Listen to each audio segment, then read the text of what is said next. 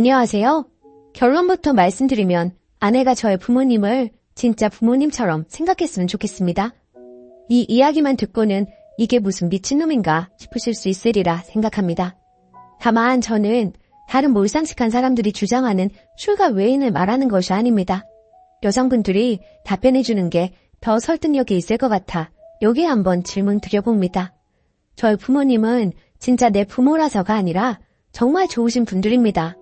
제가 지금 이 자리까지 올 수 있도록 어렸을 때부터 저를 정말 열심히 키워주셨고 부모님의 은혜를 많이 받고 자라왔습니다.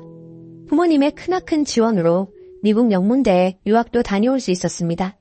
지금은 부모님의 지원과 유학에서의 경험을 바탕으로 개인 사업을 준비 중입니다. 그런데 아내는 저와는 많이 다르다고 느껴집니다. 부모로부터 사랑을 많이 못 받고 자란 티가 많이 납니다. 장모님, 장인어른은 아내에게 별 관심이 없습니다. 거의 아내 혼자 알아서 자라온 그런 느낌입니다. 제대로 된 학원 하나 못 다녀보고 부모 도움 없이 아내 혼자 힘으로 인터넷 강의만 듣다 서울의 한 대학교 겨우 졸업했고 지금은 공기업 다니고 있습니다.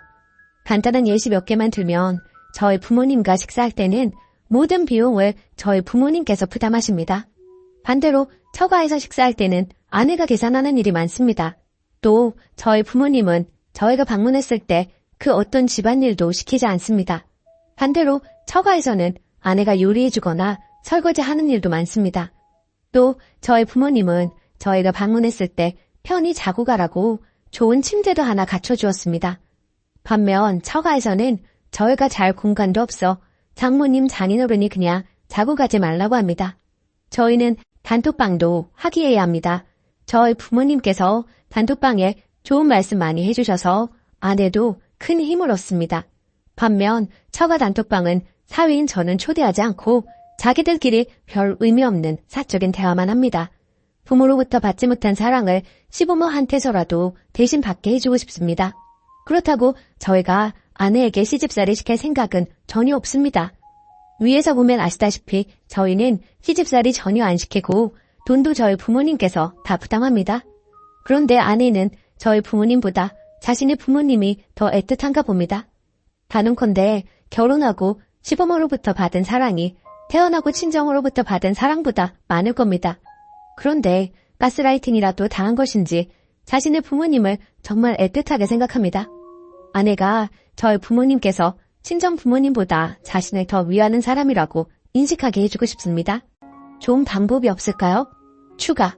지난번에 아내가 저희 부모님을 자신의 부모님처럼 생각해줬으면 좋겠다는 글을 쓴 사람입니다. 남겨주신 댓글 하나하나 다 읽으면서 반성도 많이 했습니다.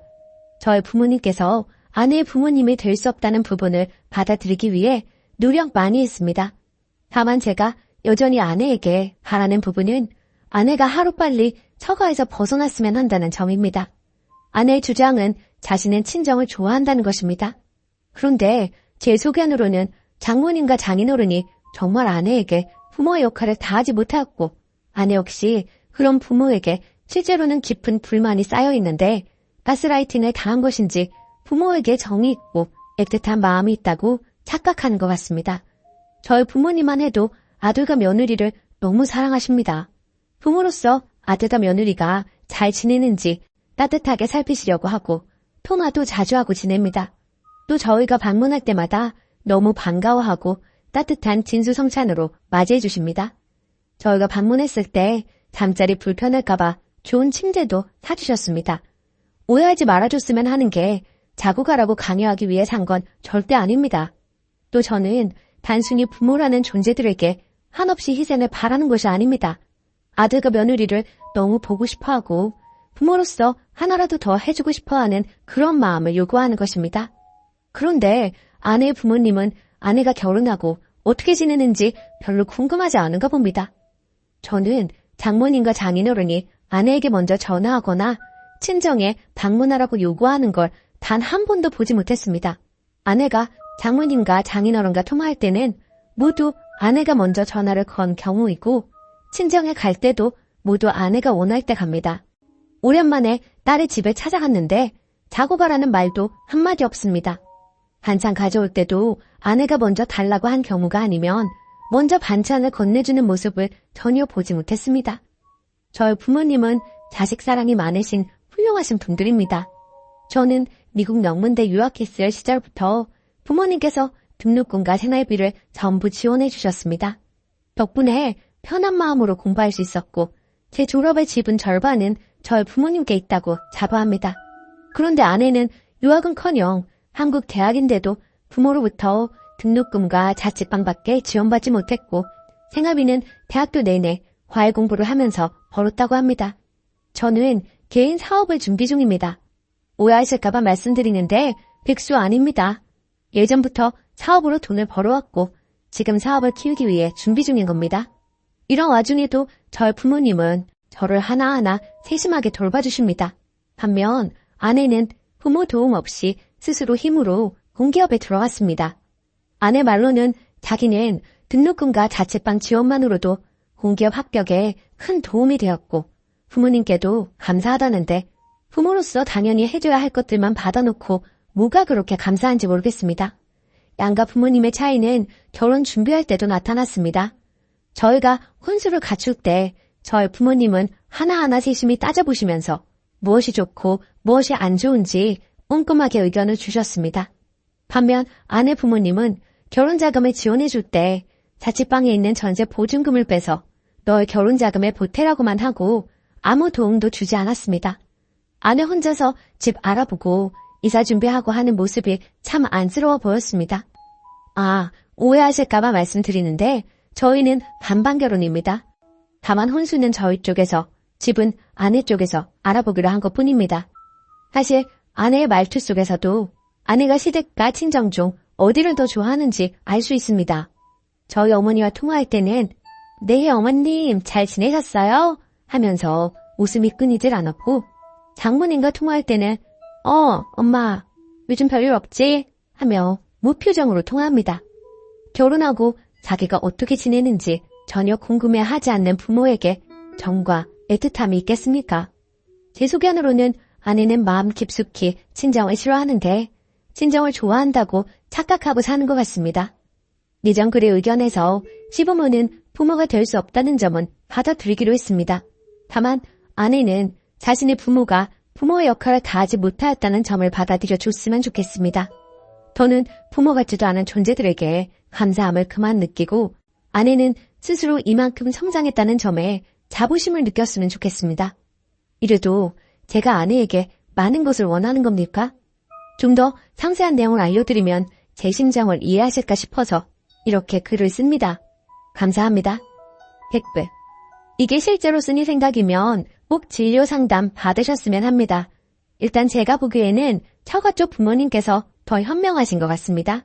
벗어나야 하는 건 쓰니님이 부모님 그늘에서 벗어나야 할 것 같습니다. 결혼하면 새로운 가정을 꾸리는 것입니다. 가족과 가정의 개념을 구분 못하면 평생 피곤합니다. 하여 처가 부모님께서 실제로 관심이 없어서건 아니면 결혼을 했으면 알아서 잘 살길 바라는 마음에서건 더 현명하다고 말씀드린 겁니다. 구분된 가정 사이는 관여하지도 관심을 두지도 말아야 하는데 시가 쪽은 과한 편이라고 보입니다. 아들 입장에서는 내 부모는 항상 한없이 좋은 사람입니다. 결혼해서 애 낳고 애가 사고치면 내 자식은 착해요. 옆에서 친구들을 잘못 만나서 그런 거예요. 뭐 이런 거랑 비슷한 거라고 보시면 됩니다. 내 사람이고 내 부모고 내 자식이니까 한없이 착하고 좋은 사람인 거예요. 님한테나 좋은 분들이라는 거죠.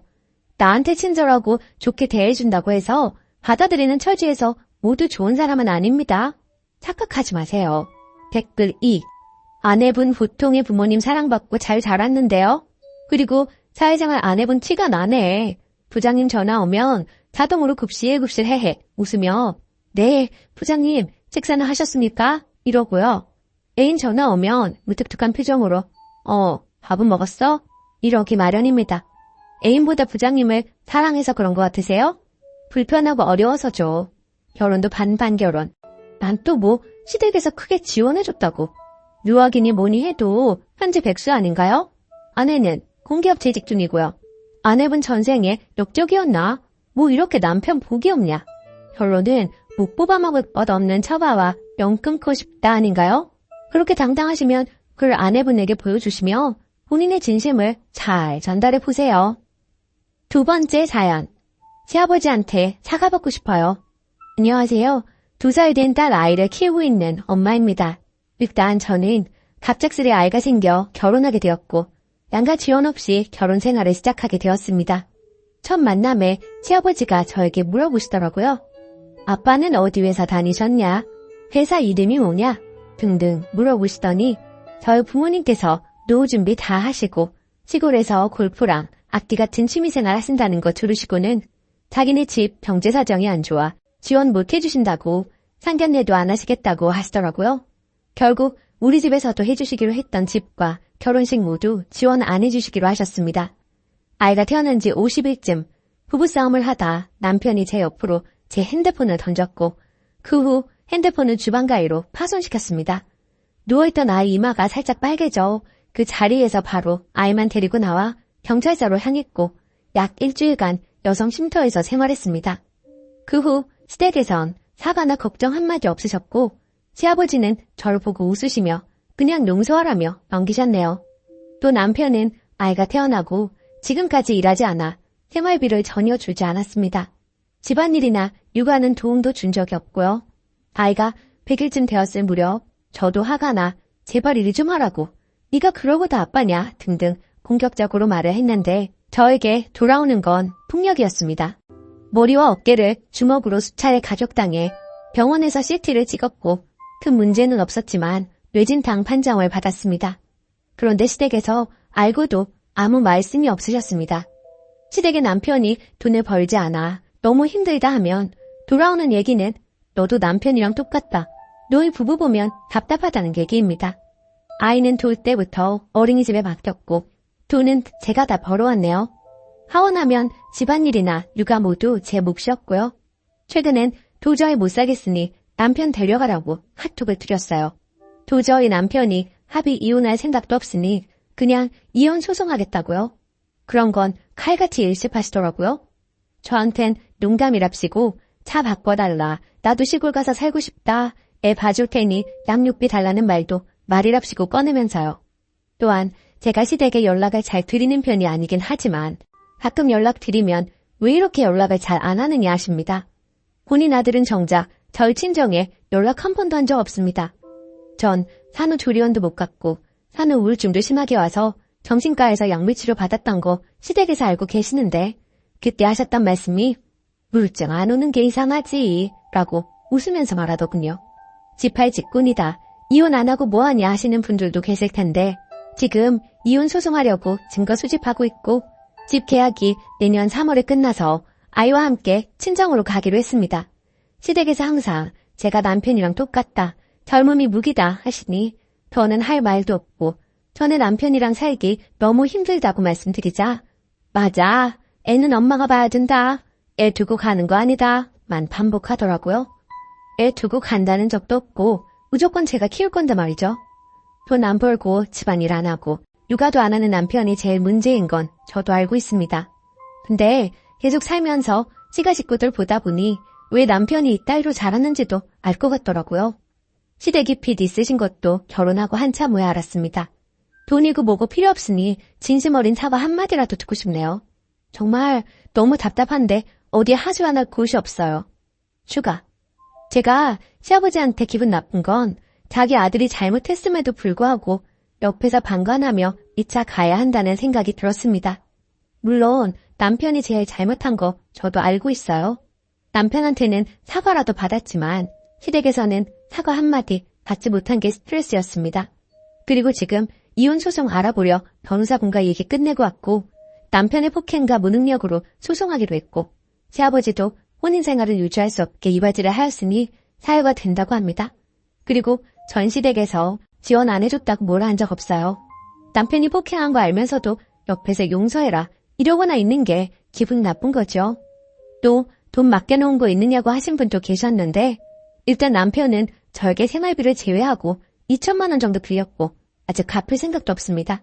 그리고 올해 시댁에서 아는 지인의 지인 일자리인가 소개해준다면서 남편한테 경기도 공장 소개해주신 적이 있는데 면접 가는데 교통비, 옷 등등으로 한 달에 120만 원 뜯어가 놓고는 숙소 이용하는데 돈도 필요하다고 해. 그건 너희 집에서 받아라 하니 시댁에서 돈 없다며 못해준다 해서 제 돈만 날렸었네요. 그런데 조언들 읽어보니 행여나 사과한다고 진심일 리가 없고 그 에너지를 깔끔하게 그리고 덜 손해보는 쪽으로 이혼하는 데 쓰기로 생각을 정리했네요. 원래부터 이상한 사람 바뀌지 않을 테니까요. 그래서 사람들이 괜한 것에 집착하지 말라고 다들 그러는 거겠죠. 사과 안 받더라도 그 노인네 인생 계속 그지같이 살 거니까 그걸로나마 위안 받아야겠어요. 여기 계신 분들이 확실히 현명하신 것 같아요. 조언해주신 거 바탕으로 이혼 잘하고 새 출발 잘하겠습니다. 감사합니다. 댓글. 아이가 생겨서 결혼한 것 같은데 시아버지가 등더미로 결혼하라고 한 것도 아닌데 왜 시아버지한테 사과 타령인지 모르겠네요. 사과를 받으려면 님 남편한테 받아요. 널 믿고 결혼했는데 결과가 이런 거냐고. 분명 님 시부모는 본인들 아들이 가장이 될 능력도 없는 인간인 거 알고 사고쳐서 결혼한 아들 보며 얼마나 한심 있겠어요. 탓을 할 거면 남편 탓해요. 오늘의 사연은 여기까지입니다.